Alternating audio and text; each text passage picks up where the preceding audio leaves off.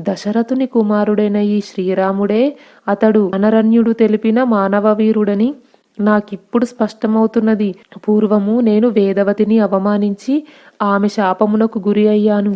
ఆ మహాత్మురాలే జనకుని కూతురై సీతగా జన్మించింది. పార్వతీదేవి శాపము, నందీశ్వరుని శాపము, దేవకన్య అయిన రంభ శాపము, వరుణుని కూతురైన పుంజికస్థలై పార్వతీదేవి, నందీశ్వరుడు, దేవకన్య అయిన రంభ, వరుణుని కూతురైన పుంజికస్థల నన్ను శపించారు.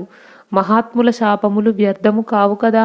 ఈ శాప విషయములను మనస్సునందుంచుకొని యుద్ధ ప్రయత్నములను కొనసాగింపవలెను. రాక్షసులందరూ గోపురములపైన వాటి పార్శ్వ ప్రదేశములందు సమరసన్నాహములతో ఉండాలి.